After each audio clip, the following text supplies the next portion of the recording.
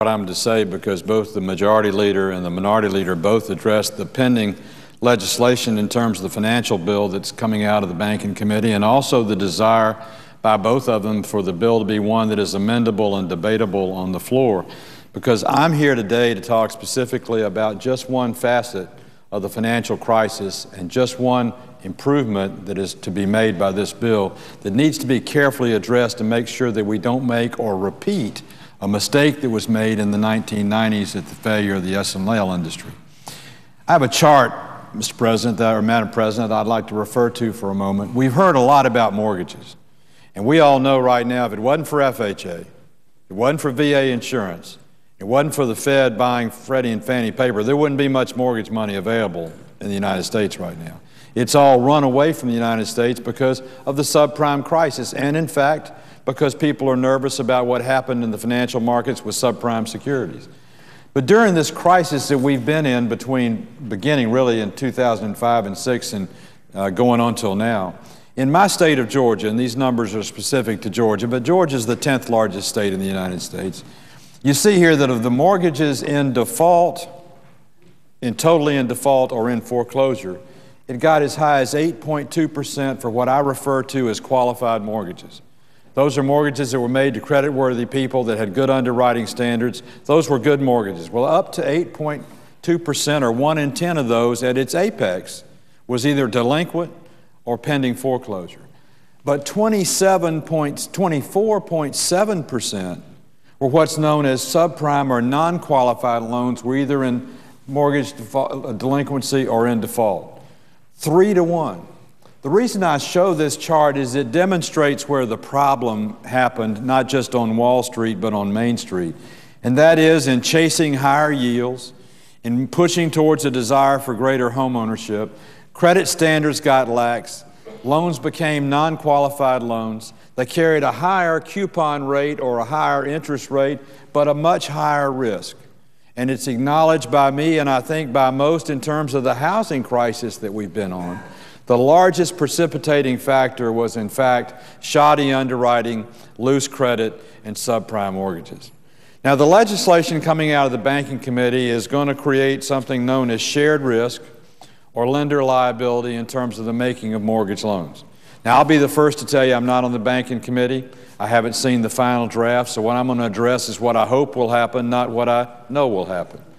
But what I hope the committee will understand is, in its requirement for shared risk, being that the maker of a mortgage retain 5% of that mortgage for its lifetime or till it's paid, is a significant amount of capital that's asked for an institution to reserve.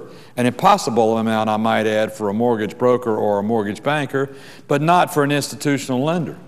Problem is, there are no institutional lenders like savings and loans anymore. One should revisit what happened with the savings and loan crisis, the Resolution Trust Corporation, and the failure that took place in the late 80s and late 90s. In America, in the 1970s and 80s, most of the mortgages were made by lenders who didn't share the risk. They had 100% of the risk.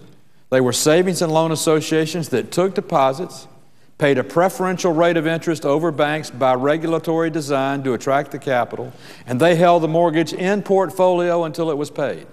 Now, that's not shared risk, that's total risk. What were our foreclosure rates in the 1970s and 1980s up till the end of the 1980s? Very marginal at all, 1, 2, 2.8%, certainly not 8, certainly not 24.7.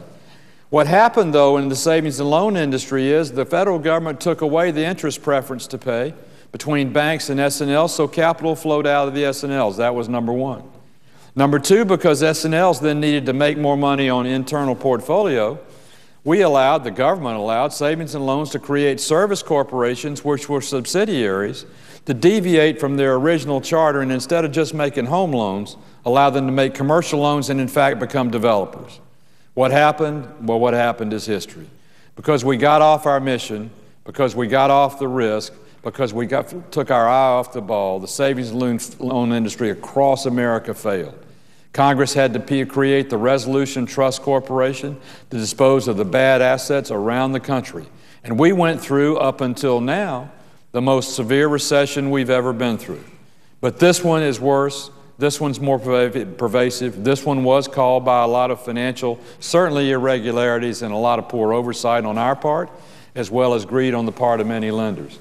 What my hope is, when we start fixing things with regard to mortgages, we will recognize that shared risk is not going to solve any problem if 100% risk didn't solve it in the late 1980s. What's going to solve the problem is of us to have some reasonable standards of required underwriting that are an insulator from institutions making bad loans unless they take the risk.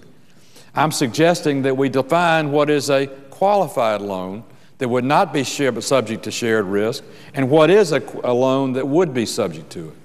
For example, what would a qualified mortgage be? And I was in this business for a long time. When I started in the business in the 1960s through mid-80s, you could borrow twice your annual income. You couldn't have a monthly payment higher than 25% of your take-home pay, and your total debts a year or longer couldn't exceed 33% of your gross income. That was reasonable underwriting. What were our foreclosure rates then? 2, 1.5, high of 2.8 in the mid-1980s, but certainly not anything like what we've had in the 24.7 and 8.2. What's a qualified loan? It's one that requires full documentation, so you really do have to have a job. So your boss verifies your job, so the credit agency actually verifies your credit. So you actually have a down payment. You don't have down payment assistance or some now you see it, now you don't program. No interest-only loans. Everybody knows you're not making an investment if you're only paying the debt service, you're not reducing the principal. Interest-only loans were a bad idea whose time came, and it's went. It may be good for certain forms of commercial investment, but not for residential. No balloon payments. One of the biggest problems with these foreclosures were good people were loaned money with shoddy underwriting that had balloon payments in 3, 5, or 7 years. They didn't know what a balloon, they thought a balloon was something that flew in the air. What a balloon is when the whole principal comes due all at once, and you're subject to the ability to refinance. That's not a qualified loan. That's a high-risk game. No negative amortization. Now, that was a bad idea whose time came and really had to leave. Negative amortization meant you borrowed $100,000, but you paid payments that amortized less than $100,000, so at the end of the year, you owed more, not less. That's wrong. That was predicated on rapid inflation or rapid appreciation, which isn't always going to happen. And then requiring people to carry private mortgage insurance on their loans if they exceed 80% of the loan to value of the house. A normal underwriting standard until we got into the loosey-goosey times of the late 1990s and the decade of 2010. If we adopted in this legislation those parameters to exempt a lender from shared participation, we would attract all the money towards qualified loans underwritten like we did them in the good old days. And then put the shared risk retention on those loans that are not well underwritten. Make the mortgage broker or the investment banker on Wall Street hold 5% of an investment that they sell because it didn't meet these qualifications. What would happen? They wouldn't do it because they wouldn't hold the money. It would have prevented what has been alleged one of the brokerage houses did already. They'd never short something and bet on it failing if they had a piece of it. They'd only do it if you had the piece of it, and they didn't. So I think it's very important when we get into this entire suggestion or this entire regulation or re-regulation of the financial industries that we also recognize we have some obligations to correct some of the mistakes the government made itself in the past that caused the problem in the S&Ls in the 80s and with mortgages, non-qualified mortgages in the 1990s. What I'm suggesting very simply is this. Let's take those things that are tried and true, not things we think will work, but things we know will work. Let's make them the gold standard. Let's make them the qualification for the attraction of money into mortgages to fund the homes of the American people. And then let's say to those that want to take a risky loan, let's say to those who want to have shoddy underwriting, let's say to those who want to make a quick return and get out before the dollar comes due, they're going to have to take the risk. Shared responsibility or shared risk is precisely right as an insurance policy to protect against that. But the unintended consequence of shared risk on a qualified, well-underwritten loan is a higher interest rate for the consumer and less attraction of capital for the individuals to form those loans to fund the housing purchases of America, which ultimately leads the government to do with Freddie and Fannie what it did before, force it to make loans it shouldn't, force the government, the taxpayer, to be at risk in part on those loans and bring us back to another period like the S&L collapse or later like the financial markets collapse of the last couple of years. There'll be another one in the future if we don't recognize the need to make qualified loans well underwritten. Do it like we did in the good old days when America flourished, our foreclosure rates were low, and home ownership and housing was in reach of 70% of the American people. Madam President, I yield the floor. Senator from New Hampshire. Madam President, I want to rise